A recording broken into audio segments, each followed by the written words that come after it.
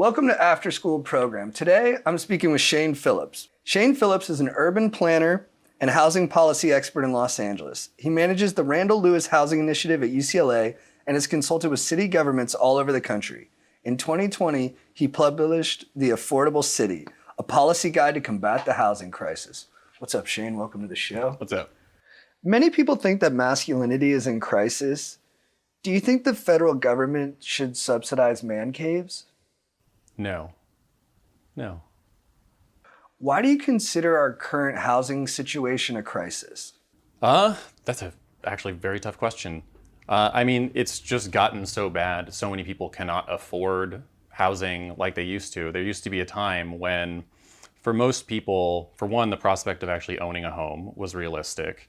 The amount of money that they spent on housing was much lower.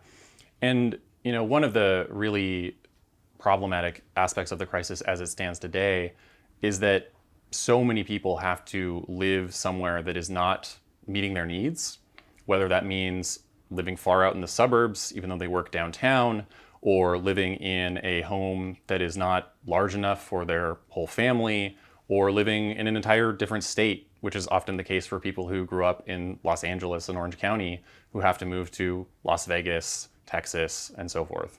So what do you think are the contributing factors to how we got here? The biggest by far is housing supply. So for 40, 50 years, nationwide, we have just not been building enough housing.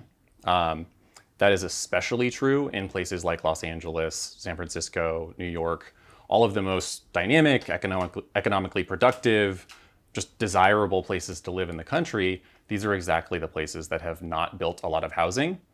And as a result, the price has gone through the roof. The reality is that if there's a lot of people who want to live in these cities and we have not built a lot of housing to accommodate that additional demand, the people who own the homes right now, whether they're renting them out or selling them to someone else, they're going to profit from that, and they have. And why is it so hard to build in big cities? The one that people focus on most, and for good reason, is zoning. So just the laws that say at the local level, here's what you can build here, that's what you can build in this other location. In most cities across the US, even the biggest cities in the country, most land that is zoned for housing of some kind is zoned only for single-family detached houses, which means not only are those homes very expensive because they are larger than most other homes, they are also very expensive because you have to buy a large plot of land when you want to live there.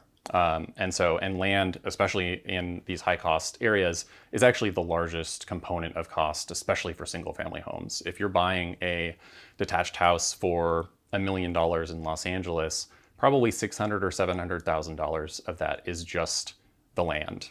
There's a whole bunch of other things in terms of the permitting process. And who's responsible for putting this restrictive zoning in place? We are, ultimately. This is a local policy or set of policies.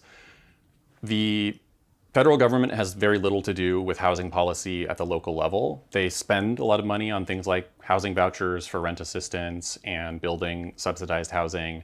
States have the power technically to set zoning policy and things of that nature, but historically they have not. They've left it to the cities to deal with these things.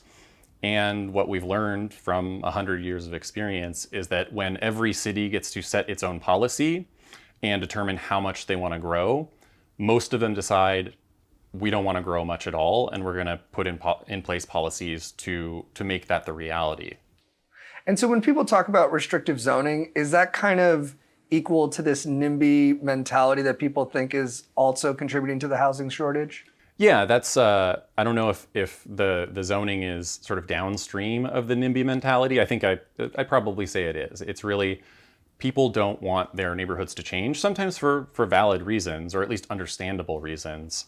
But, because they don't want their neighborhood to change, because they are concerned about crime, or they're just racist, or any number of reasons, and to be clear, they just don't like change. Yeah, and I can totally sympathize with that. Because I've been going door to door and I've met Mexican guys who are like, don't build that around here. Exactly. Yeah, and I brought up racism because it is a real thing, but it's definitely not the only reason, probably not even the main reason we have the policies that we do. going back, Those the were the further you go back, origins the of the more policies, though. exactly. Yeah.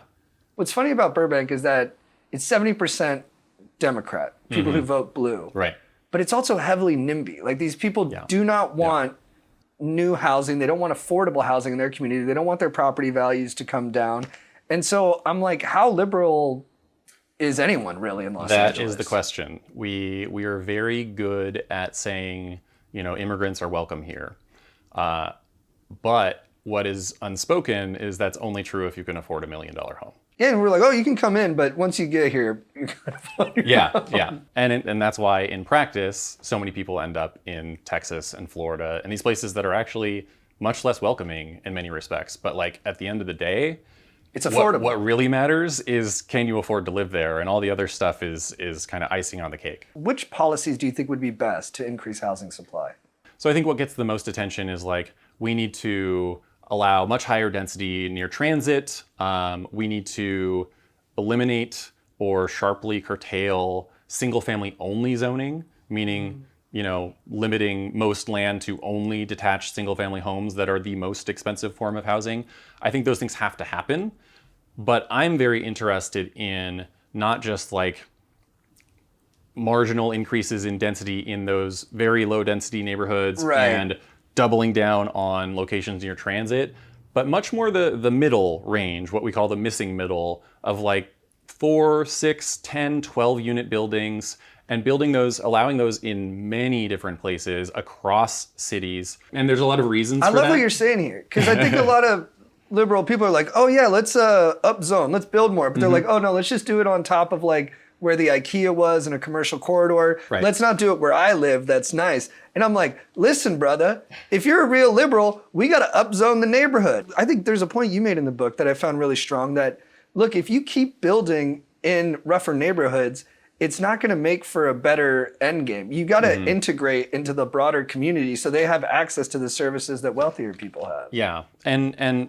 when you say we're only going to allow even denser housing where multifamily housing is already allowed, well, who lives in multifamily housing right now? It's mostly lower income people, or at least relatively lower income people. It's disproportionately people of color. It's just people who are much more vulnerable generally. And we're saying, you can only build housing where those homes already are, so you have to tear them down and displace people. So you're going for these Goldilocks solutions where it's like, hey, we got to build, don't go crazy, we're going to uproot the entire neighborhood, but let's put a little more density in these places all over, not just in these little picked out, especially in a place like LA where it's so built out. We don't have a ton of land like Charlotte where we can just throw up whatever we want and it'll help the problem. We got to go up a little bit and we got to go dense a little bit. And I want to be clear, we do need to go up in a lot of places.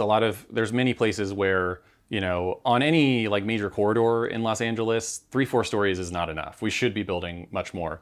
But a lot of the proposals right now are like, we're only going to build on those corridors and we're going to do that Wilshire Canyon kind of style of development where it's like 20 stories on the corridor and then single family homes that cost $2 million. And that's terrible for affordability, but it's also just terrible for like lifestyle. It's terrible urban planning. The people living on those corridors have nowhere to go, really. It's not like actual neighborhoods when you design cities like that. You said something in your book that felt to me idealistically true, but like a tough sell, even to the most liberal of people. You said, housing can't be an incredible investment and remain affordable in the long run. We have to choose one. Yeah, I still believe that, and I think there's really almost no disputing it. It's not to say that housing can't be a good investment, but at the end of the day, every dollar I make on the appreciation of my home is a dollar someone else has to pay to buy it in the future. And so if my home is appreciating faster than the inflation rate, faster than wages, that's impoverishing future generations. And so I don't know if I say it in the book, but I've taken to saying that building wealth through home ownership is not really building wealth, it's transferring wealth. And it's usually transferring it from future generations, younger people, poorer people, just by nature of being younger. And so that's not anything against home ownership. I own my home and I really appreciate owning it. I enjoy owning it. But it means that, again, we just can't have this system where housing just gets more and more and more expensive and takes up a larger and larger share of our incomes generation after generation. It's totally possible for if I were to buy my home and just put 20% down and it's just appreciating in value as much as inflation or as wages, I'm still making a lot of money on that.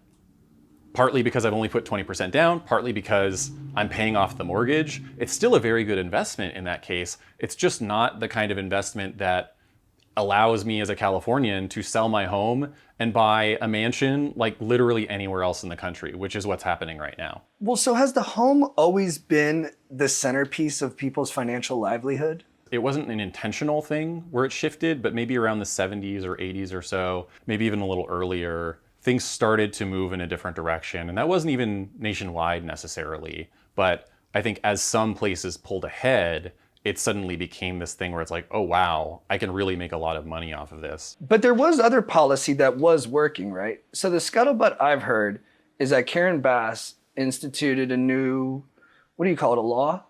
It was an executive directive. She put in an executive directive, ED1, that basically meant if you were doing low-income housing, you had ministerial by right authority, which means you don't have to go through as long of a development process, which seems like something that you support across the board. 100%, yeah. The development process shouldn't be limited to 100% affordable housing. That should just be the way things work. It makes everything take forever, and it costs the developer money, so a lot of developers just leave places where it takes so long to make stuff. Mm-hmm. But I heard ED1 was really successful and houses were going up, but then it was too successful, and she's basically neutered the program because people were complaining about all the low-income housing going up around their neighborhoods. Yeah, and I mean, almost nothing has been built yet. It's such a new directive. It's only a few years old. And I think Bass carries some blame for this. It's by no means just her who's pulled back on this. The city council is formalizing the rule into actual ordinances and law and so forth. And yeah, but it is being neutered. And yeah, 100%. The reason it's being neutered is because it was unexpectedly successful. It worked very well with some state laws, actually, the density bonus and other things. And it just turned out that actually, really what happened is previously, the only way to build low-income housing, like below market, reserved for people below a certain income threshold, was with subsidies. For a whole bunch of reasons, it became possible, including ED1, it became possible to build without subsidies, 100% affordable buildings. And so they started proliferating. Previously, it was, it's good that the city was trying to make it cheaper and faster to build subsidized housing, but subsidies are limited. And so as fast as you can make it, it's not going to result in a whole lot more housing if the subsidies don't also increase. And those are not going to change that much because it's just very expensive. So it was this unexpected outcome. And yeah, you're right, because all these proposals started popping up everywhere, and many of them haven't, even gotten their permits, much less started construction. But the just the neighborhood's threat freaking out. of those things coming eventually was enough to, get the Sherman Oaks Homeowners Association and Hancock Park Homeowners Association and those types of groups. It's so disappointing. Yeah, it is. It's like we actually came up with an effective policy to fix the problem, and then we realized none of us actually want to fix the problem. Yeah, well, not none of us, but I do think, if nothing else, it shows a few things. One, it sort of gives the lie to this idea that many people say, the market will never produce affordable housing on its own. We created the right set of rules, and suddenly it started doing exactly that. Yeah. It's not to say that the market is the sole solution, but it's clearly part of the solution. And many capitalist countries make it work much better for them than we do. The other thing I think it shows, unfortunately, but importantly, is that we can't rely on cities to solve this problem. There's nowhere where this is easy. It's always a fight. And so it's just a matter of, do you have both in positions of leadership and just on the ground, people willing to fight for that thing and accept the fact that they're going to have some people mad at them. How can we speed up the development process? So the permitting process is really the biggest holdup. So, you have to first just make it legal to build the kinds of housing we want. And as I said, in most cities, you can really build almost nothing except detached single-family homes on a 5,000 or 10,000 square foot lot or an acre lot. And maybe there's a few corridors where you can build some multifamily housing, and that's going to be very, very dense, and there's just nothing in between. So you have to allow that firstly, and most places don't right now. Once you've done that, though, you actually need to make it pretty easy to get your project approved. And I think the most basic litmus test really is, do you have a system that says what you want, and if someone proposes a project that is compliant with the rules that you have set out, they are just allowed to build the thing. There's no discretionary approval, there's no review by city council to decide do we like the color of the facade, or do we want to impose some additional affordability requirements, even though we didn't say you need to in our codes. I think that is really the key. And ED1 really showed how big an impact that can have. And you made a good point in the book too. It's like you could be building within a community and the community got approval through all the review boards, but then they make your individual project that matches those standards go through the same review, which extends the process by a few years. Yeah, I mean, it can be months, it can be years. The way I look at this is, which just extends the process. Usually there's a community plan of some kind. Maybe it's citywide, maybe it's just in a neighborhood. But at some point, the city planning department went out and collected a bunch of feedback. They put out proposals of, here's what the neighborhood could look like in the future, and here's the zoning and permitting and development standards and design and everything that we're going to put in place to achieve that. And some people opposed it, lots of people supported it, otherwise it wouldn't have become law. But a lot of people were typically engaged at that stage. And then, again, as you said, a developer comes in and proposes a project that complies with that vision, and 4 people show up to a community meeting and oppose it, and they actually somehow get a veto over that much larger body of people who engaged earlier on. And it's just very undemocratic. Yeah. But no, it's 4 people oppose it, and then however many thousand did not care enough to show up. And to me, that's if anything, kind of tacit approval. Right. I'm not mad about it enough to show up to oppose it, and so we should have a human density limit. Yeah. Wait, and so real quick, just so people understand, can you explain the difference between discretionary building and ministerial building? Yeah, so discretionary is there's a sort of subjective decision that is made about whether to approve or deny a project, which means, again, if you just say you have a project that is compliant with the zoning code, the building code, every requirement, there's still a point, or multiple points often, where a zoning administrator, a city council member, a city planning commission member, whomever, is making a decision, yes or no. And they can often say no for no particular reason. They can demand something from you that was not laid out in the codes and everything. And if you don't appease them, then you can't build the project. And that is, that may not sound so bad, but the problem is, one problem, aside from the uncertainty and everything, is just, if I'm a developer and I buy land, I'm paying for it an amount that is based on what I am allowed to build and what I'm going to expect in revenue and what I'm going to have to give to the city and everything. And so if I pay $1 million because based on what the city says I can do, that's as much as I can afford. If now, after I've paid for that land and the city's actually, we want a few more affordable units, and that's going to cost you $500,000, there's nowhere for that money to come from. I'm just going to lose that money, and a project that might have been profitable before is now just going to lose money. And so I'm going to have to walk away from it, also having lost a bunch of money, and that's going to scare off a lot of future developers as well. It's not that we can't ask for things, we just have to ask for them up front and hold everyone to the same standard. By right is really, the ministerial process is really that. It's saying up front, here's what we want. If you provide it, you can build it. And I think most people think things get built by right. You might imagine it would work that way, but yeah. In your head, when you conjure up what the development process looks like, you're like, oh yeah, you just bring in the paperwork, it matches what they wanted, and then you go. But then in a place like Santa Monica, I saw the figures in your book. It takes 4 years on average for discretionary approval.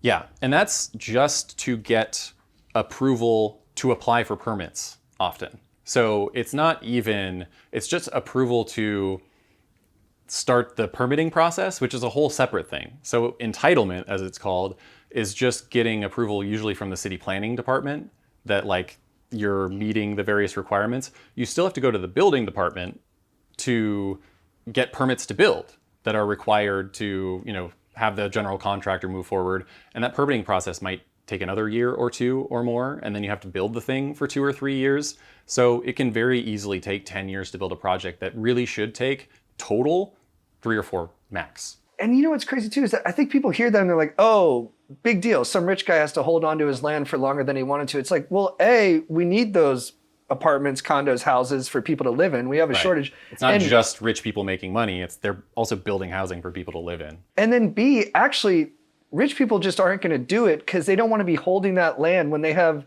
loans and investors they have to pay back over the course of that time. So what's going on there is like, it's not just, extra time. It's they've paid money for the land, they're paying consultants and all these things.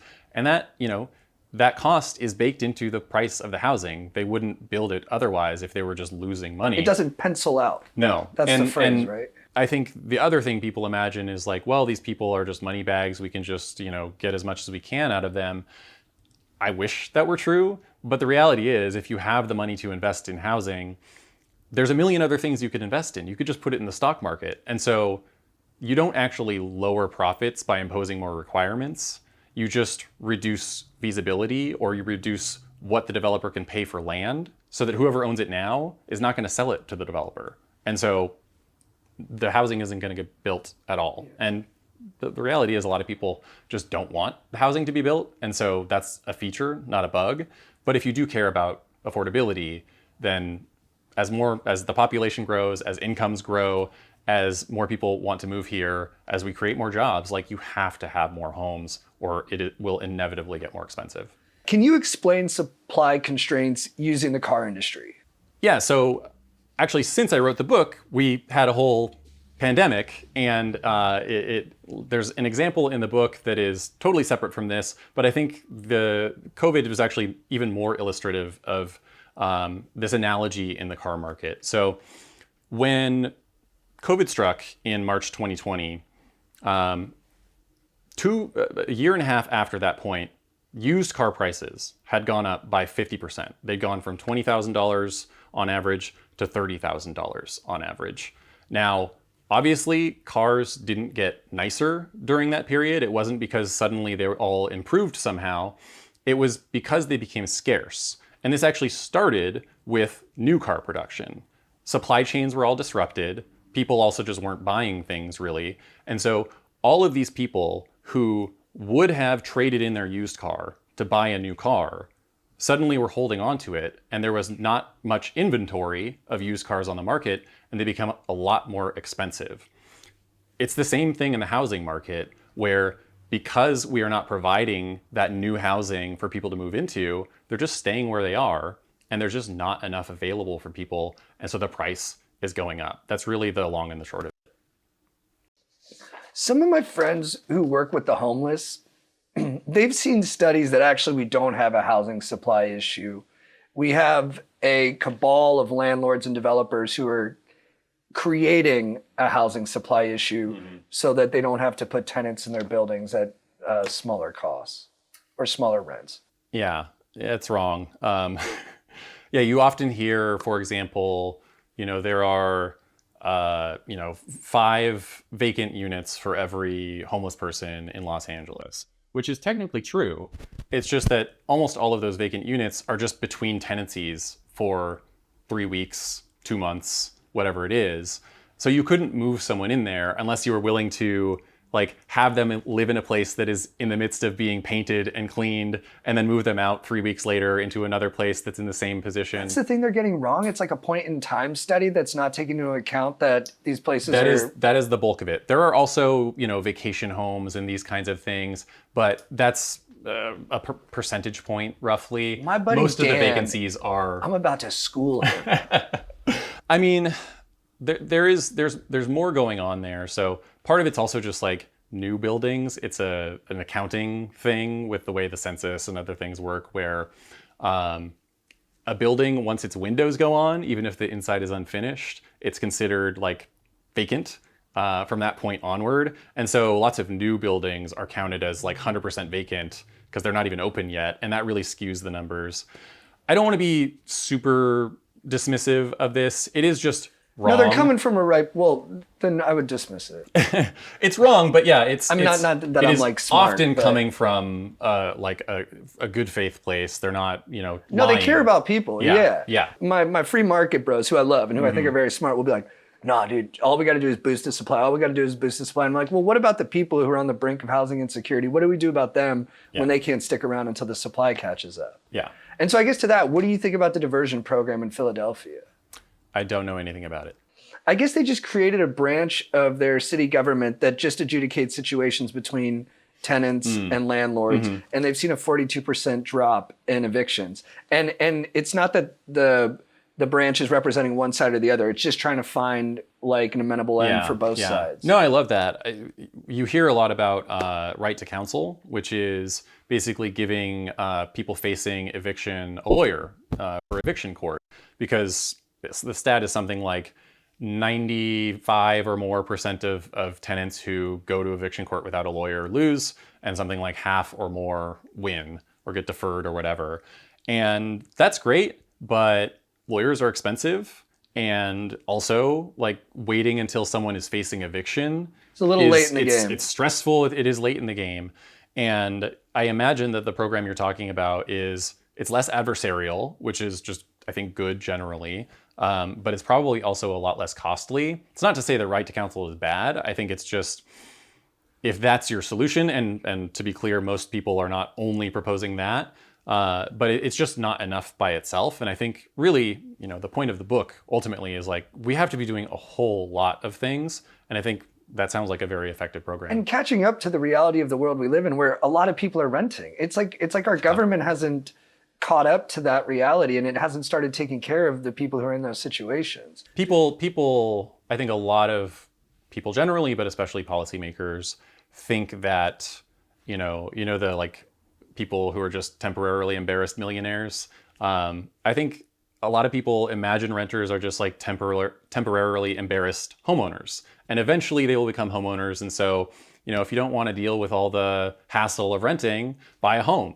And I think for a long time that was actually like at least feasible for many people, not Black people, but for many people it was a feasible out. Now it's just so expensive that people have nowhere else to go. I think it's causing a spiritual crisis that people don't think they'll be able to afford homes. I also think it's preventing people from wanting to have families. Yeah. I think it's one of the many issues, but when the cost of housing is high, on top of childcare and everything else, like, what are you supposed to do? And this goes back to supply. America more, won't survive that. Yeah, it goes back to supply beyond affordability too, because when the only housing we're building is like big apartment buildings with hundreds of people, and they're mostly, in their 20s and 30s, and they're loud and whatever, and then suburban single family homes, like, if you want to raise a family and those are your two options, you might want to stay in the city, but you're not going to live in that building. It just doesn't work for families for the most part, so you're going to go to the suburbs. And so not having those options is a whole other problem beyond the cost and the affordability issues. Do you think fraternity houses are a utopian example of communal living? Yes, actually. Well, to the extent there's no date rape happening, absolutely. I think schools are like part of why we feel so nostalgic about our time in school and university. It's like the last place we lived communally with friends and could like walk next door to hang out with them for the day. And if we could bring more of that back into our adult lives, we'd all be a lot happier. Yeah, I just don't know if it's tenable. The competitive part of me would want to be on top. On top how? I don't know. Do you think rent control adversely affects development? It really depends. So there's sort of two generations of rent control. I think when a lot of people think of rent control, they think of the New York example, where you've got the person who has like a 4-bedroom apartment in Manhattan and is paying like $400 a month, right? That's rare even in Manhattan, like very, very rare. Most rent-controlled housing there is not like that. But that's the boogeyman that developers draw up. And when that was more commonplace, like Santa Monica had that, other places in California did, when that was more commonplace, there were horrible effects. like very little rental housing development, lots of conversions into condos and co-ops, lots of like key money, black market kind of stuff where it's like, yeah, I'm paying very low rent, but I'm paying you $20,000 to move in kind of thing. So all kinds of negative effects. I think that form of rent control is like, it is widely discredited, in practice and in academia. When we're talking about the second generation, which is what California has, and it's the only thing that local jurisdictions here are allowed to have. So this means, for example, that the landlord is allowed to revert the rent back to market rate when a tenant moves out, rather than just keeping the restrictions throughout. It means almost always that you're not applying it to new housing. So it might be only housing that's, say, 30 years old. Right, which is where it's at right now with Costa Hawkins. Right. And so in those cases, there are still some effects on supply, but there are also real benefits. At the end of the day, rent stabilization is a very imperfect policy, and it does not really improve affordability. It sort of reallocates affordability. Right. But it's helping people who are in this situation right now, but it's not helping the people to come. And I think in some ways it does help people who come. It doesn't help them in terms of affordability immediately. If they stay a long time, it might. But one way it helps everyone, in my view, that I think is overlooked is in most parts of the country, if you are renting an apartment, your rent can go up by any amount at pretty much any time. And you can be evicted at any time on pretty short notice for no reason. And that's a practice, right, called soft evictions, where the landlord will exorbitantly raise the price just to get you out of there. Raising the rent would be, but also there's just no eviction protections in terms of like, you don't have to violate the lease for them to evict you in most places. And, I think people who have enjoyed just cause eviction protections and rent stabilization for a long time sometimes forget like how impactful it is, how worrying it is to just have no security whatsoever. And I think that's something that rent stabilization does offer, is just to know, yes, my rent might go up, but it's only going to go up by this amount per year. I know that if I follow the terms of my lease, I am very unlikely to be evicted, except in very narrow circumstances. And I think it doesn't have a monetary value, but it does have like mental... Huge human level. Yeah, you can account for what your life's going to look like over the next couple of years. Yeah. It's a really good point. Well, then, so in California, we have the Tenant Protection Act, which means if you're at a place for over a year, you're pretty protected in that place. Yeah. Unless you do, if you're not there for rent, like if you don't pay your rent, if you do something illegal, if you destroy the place. But I've heard it's really hard for enforcement on both sides of that. Mm-hmm. Well, I don't know about enforcement exactly. I would say one downside of this form of rent control specifically. So an interesting thing about the first generation of rent control, for all of its problems, if you're a landlord, there's really no incentive to kick a tenant out, because even if you do, you can't charge more. The system we have now, if a tenant moves out and they've been there for 10 years and are paying half of market rate, if they move out, I get to charge a lot more all of a sudden. And so it's obviously illegal to push them out, or like there's many ways you could illegally push them out, and most will avoid that, but it really incentivizes that kind of behavior. The sort of like, I'm going to fix your apartment and the water is going to be off like intermittently. Right. The foul we're taking play the kind of door stuff. off, for 3 days. These kinds of things that landlords, most don't, but some landlords do abuse the system. If rent control can prevent new development, can we consider it a NIMBY policy? It can be. I don't think it is inherently, though. I think most of its proponents are supporting it because they want to protect tenants. And for many, if it negatively affects housing supply, fine, they don't really care. It can have negative effects on housing supply. We talked about first generation versus second generation. And I think the evidence on the second generation is that it just doesn't really have much of a negative effect. It also, just like first generation, doesn't have the strong affordability benefits that people imagine. It's much more effective at just providing security and predictability. But I think that's enough if it's not really negatively affecting housing supply that much. But even in your book, you acknowledge that the largest study on rent control done by economists at Stanford came out unfavorably on it. And that the numbers don't support that it lowers rent long term in any market it's been in. So I understand the compassion aspect of it because we do have to take care of people, but it just seems like it's an ineffective way to do it. And we actually have evidence that says it concretely. I think what that study says is some people benefit and some people lose. They actually do some calculations where it's basically it evens out. And so it's sort of who's benefiting and who's losing. Did it say that though? It said it hurt the supply overall, but it said it did help marginalized communities more than other policies. A little bit more, yeah. And so ultimately, I mean, I'm not in disagreement that rent control is just not a housing affordability policy. It is a housing stability policy. Yeah. And it does help a lot of people with that, both to stay in their units for a very long time if they want, but also just even if they're only going to stay there for a few years, to know that they can and to not be forced out, against their will. Ultimately, you're only going to get housing affordability, firstly, with enough housing. There's never been a place that has too little housing or scarce housing that has also been affordable. It's impossible. So you have to have enough supply. And then subsidies really play an important role for helping the people who need assistance, for whom even the most affordable market rate home is just going to be beyond their reach. Like maybe only for a year or a month, maybe for their whole lives. Right. What advice would you give to the unhoused to help them become van life influencers? I guess buy a van first. I think those are in short supply these days, though.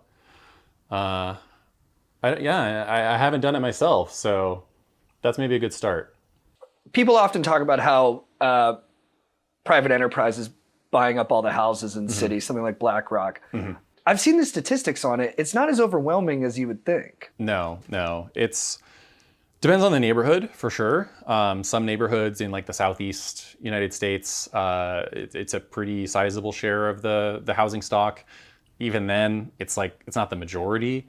But yeah, we're talking nationwide. BlackRock or Blackstone rather owns 100,000 units, something on that order, out of I think 140 million homes.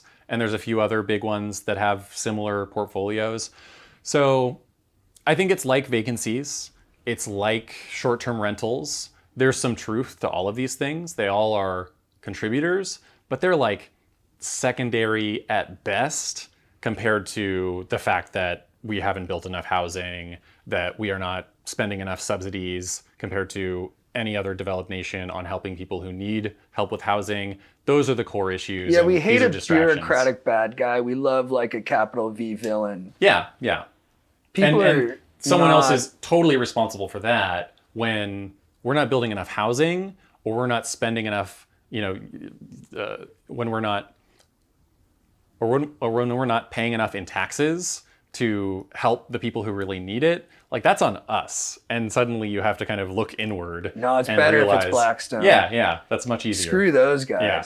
But I think if we were just to like take all of their land or all of their properties and just give them away for free, in the aggregate, like nothing would change at all. Some neighborhoods, sure, but overall, it's not the problem. Yeah. And in some ways, they are responding to scarcity.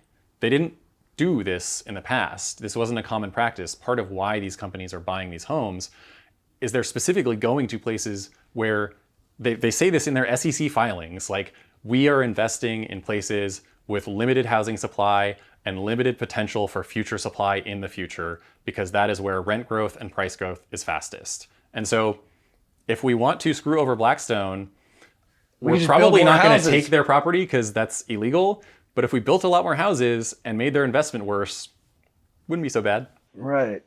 In Stockholm, Sweden, the waiting list for rent-controlled apartments is 580,000 people long and takes 20 years. Is that good? No, that is bad. So by that logic, is rent control bad or is Sweden bad? I think their form of rent control is bad. And the fact that they've probably tried to use rent control as a substitute for building more housing rather than a complement to it. That's what I'm talking about.